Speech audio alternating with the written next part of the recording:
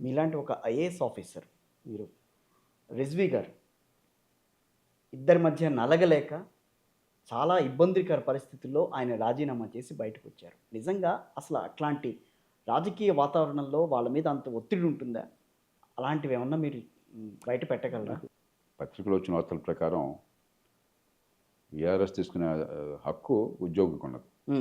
20 ఏళ్ళు గడిచిన తర్వాత అనుకుంటాను ఆయన తీసుకున్నారు స్వచ్ఛందంగా. ఆయనకి పెన్షన్ వస్తుంది, మరి ఇంకా మిగతా రిటైర్మెంట్ ప్రయోజనాలు వస్తాయి. మరి వేరే ప్రైవేట్ రంగంలో మంచి ఉద్యోగం వచ్చింది, మంచి జీతపత్యాలు, ఆ హక్కు ఉన్నది. మార్కెట్లో మీకు కనుక డిమాండ్ ఉంటే, మీరంటే నమ్మకం ఉంటే మీకు మంచి జీతంతో తీసుకోవచ్చు. ఓకే. కాబట్టి వెళ్ళారని చెప్తున్నారు. అంచేత మనం అవి కేసులోకి వెళ్ళకూడదు మనం. ఓకే. 2, ఖచ్చితంగా మన రాజకీయం మంచి పరిపాలనలో జోక్యం చేసుకుని పరిపాలన చెడగొడుతున్న సందర్భాలు చాలా ఉన్నాయి. దానిలో అనుమానం లేదు. ఎందుకంటే రాజకీయంలో ఎప్పుడైతే 30-40 కోట్లు ఖర్చు పెట్టి ఎన్నికయ్యి నాకు మళ్ళీ డబ్బులు తిరిగి సంపాదించాలా, వచ్చే ఎలక్షన్ కోసం మళ్ళీ డబ్బులు కూడబెట్టాలా, నాకు కావలసిన వాళ్ళకి, నాకు ఓటేసిన వాళ్ళకి మరి ధర్మమైన అధర్మైన కూడా కొన్ని ప్రత్యేకంగా ప్రయోజనాలు కల్పించాలా, ఇలా ఉన్నప్పుడు మీరు ఒత్తిడి తీసుకొస్తారు.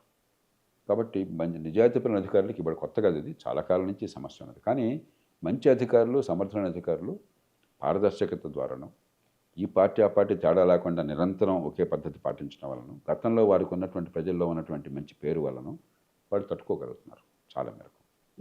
కానీ రాజకీయంలో ఒక మంత్రి ఏం చెప్పినా కూడా అది రాజకీయ జోక్యం అనుకోవడం కూడా పొరపాటు. ఏం చెప్పినా రాజకీయ జోక్యం అనుకోవడం పొరపాటు. ప్రతిదాన్ని రాజకీయ జోక్యం అనుకోవడం చాలా పొరపాటు. ఓకే.